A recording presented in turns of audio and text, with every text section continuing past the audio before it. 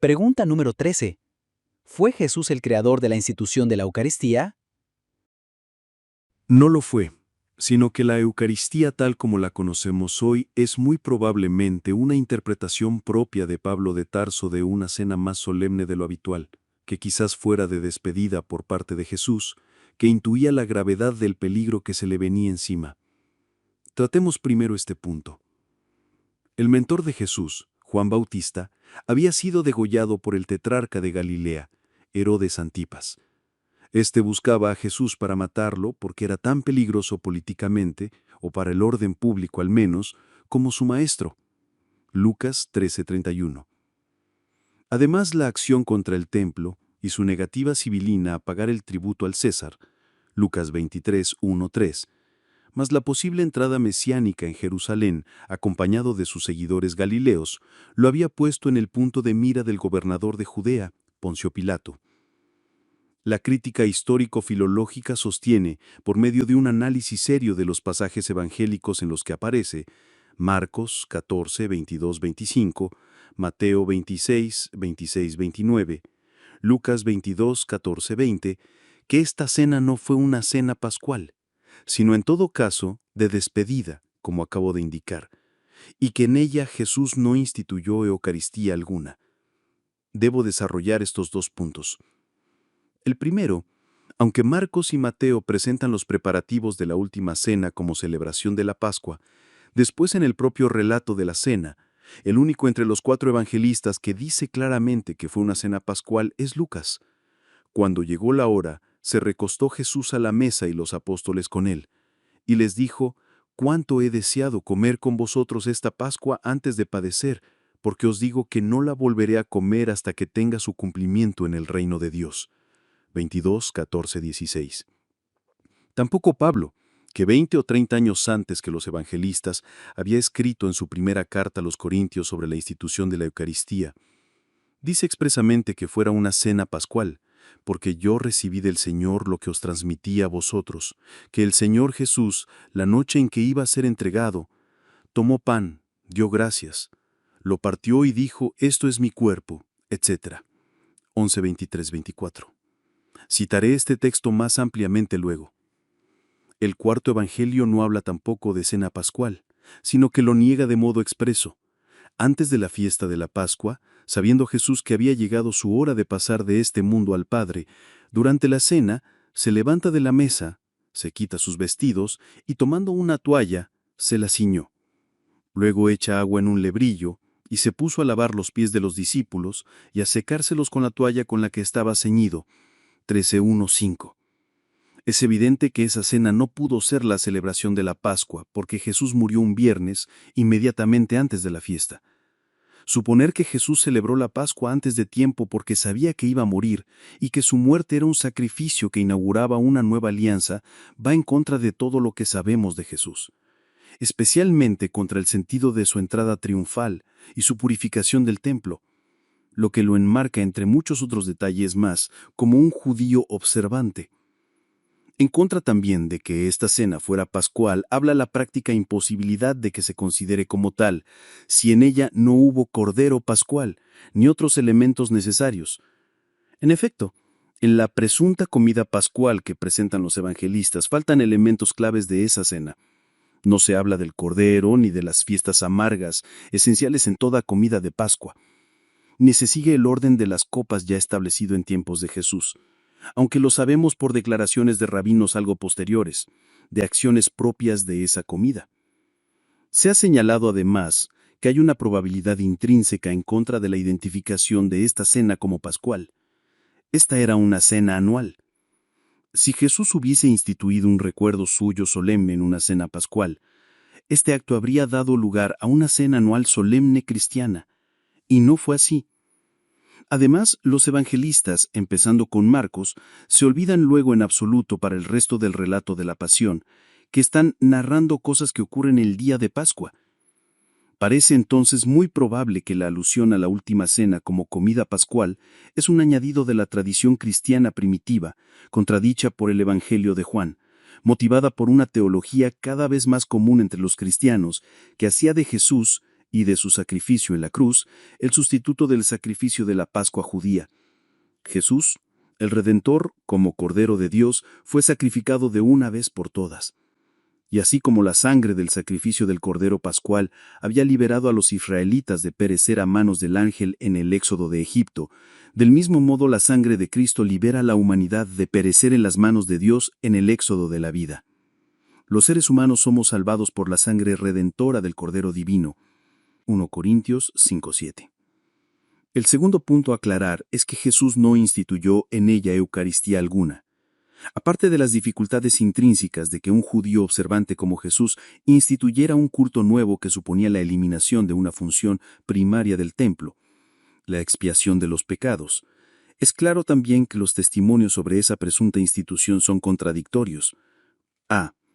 La institución de la Eucaristía aparece en el Evangelio de Marcos, a quien siguen Mateo y Lucas, pero está del todo ausente en el de Juan, el cual a su vez tiene temas eucarísticos claros en su capítulo 6, que deben explicarse.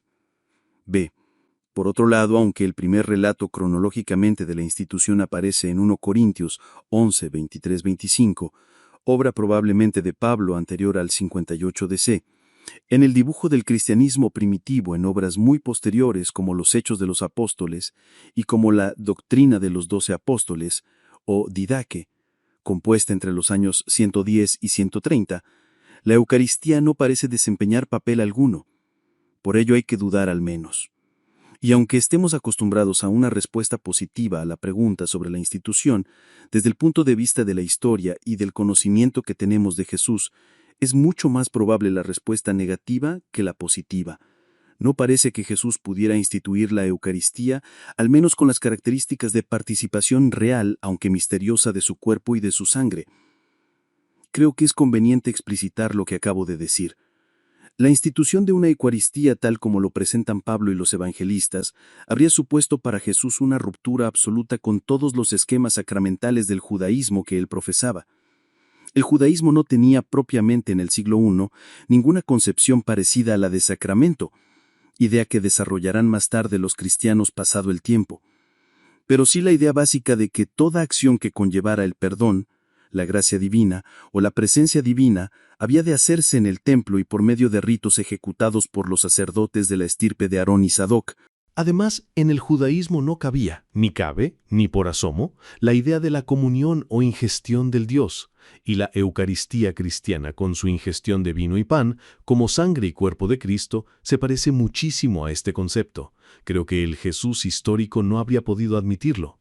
Además, beber la sangre del Mesías, aunque fuera simbólicamente con vino, sería casi imposible en una mente judío, pues rompe el tabú de la ingestión de sangre.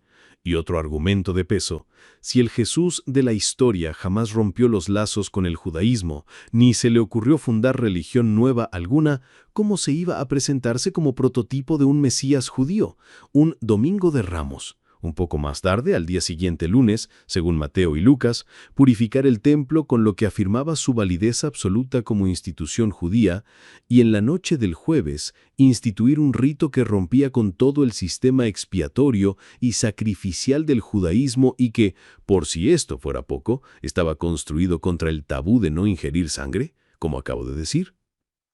Además, los judeocristianos que frecuentaban el templo, es decir, los cristianos primitivos dibujados en los Hechos de los Apóstoles, dirigidos por los apóstoles que habrían estado en la última cena, no podían a la vez ser piadosos judíos y participar en una Eucaristía paulina, pues también ellos tendrían que romper con el judaísmo. Y sabemos con toda seguridad que eso no fue así en absoluto. Testimonio clarísimo es Hechos 2:46-47. Acudían al templo todos los días con perseverancia y con un mismo espíritu. Partían el pan por las casas y tomaban el alimento con alegría y sencillez de corazón. Alababan a Dios y gozaban de la simpatía de todo el pueblo. El Señor agregaba cada día a la comunidad a los que se habían de salvar. Por otro lado, he insinuado arriba que la institución de la Eucaristía no encaja con otros testimonios del cristianismo primitivo. Hay dos textos importantes que niegan en la práctica la institución por parte de Jesús. El primero es de los mismos Hechos de los Apóstoles que acabo de citar, cuya composición es quizás incluso posterior al Evangelio de Juan. El libro de Hechos menciona la fracción del pan en diversos pasajes: 2, 42, 46, 20, 7 y 11. El más interesante es una parte del texto citado en el párrafo anterior, 2:46. Partían el pan en las casas y tomaban su alimento con alegría y sencillez de corazón. El resto de los pasajes, 4, dice exactamente lo mismo: partir el pan, sin ninguna alusión a lo que hoy entendemos por Eucaristía con su referencia al cuerpo y sangre de Cristo. Parece indicar solo una comida en común, ya que pan, en hebreo, significa a menudo globalmente comida. El segundo texto pertenece a la Didaché, o Doctrina de los 12, que es un documento judío-cristiano muy antiguo. Hemos dicho que compuesto entre el 110 y 130 aproximadamente, podría ser anterior incluso a la segunda epístola de Pedro, compuesta hacia el 130-135, y que a punto estuvo de entrar en el canon de escrituras sagradas del Nuevo Testamento.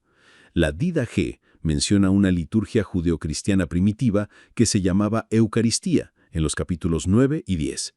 Eucaristía es un vocablo ciertamente griego, pero usado por los judíos de lengua griega para expresar una oración de agradecimiento a Dios.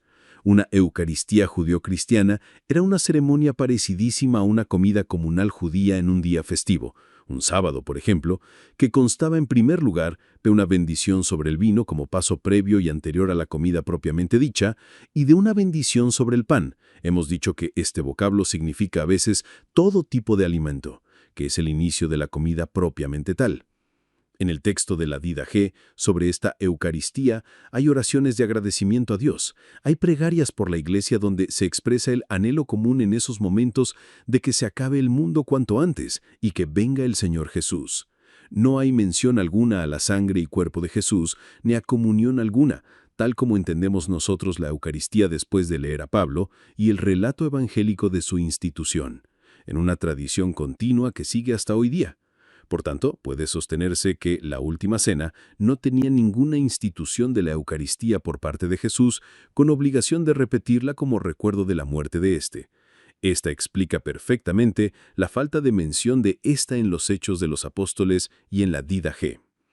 Y ahora volvamos a Pablo, al que consideró el iniciador de esta manera de entender la cena y que influyó poderosamente en los evangelistas. Esta cena, que efectivamente fue la última de Jesús con los discípulos, debió de generar recuerdos, cosa que Pablo aprovechó para interpretarla profundamente para sus cristianos de Corinto, muchos de los cuales, a tenor de 1 Corintios, o bien eran antiguos adeptos de los cultos de misterio, o bien eran gente de talante gnóstico, de elevada espiritualidad. Pablo interpreta la cena de una manera que sirva a estos lectores como una suerte de sustituto del encuentro íntimo con Dios, un encuentro que otros creyentes judío-cristianos sentían especialmente en las visitas y en las oraciones en el Templo de Jerusalén, en donde pensaban que la presencia de Dios era absolutamente palpable. Esto estaba prohibido para los que no fueran judíos.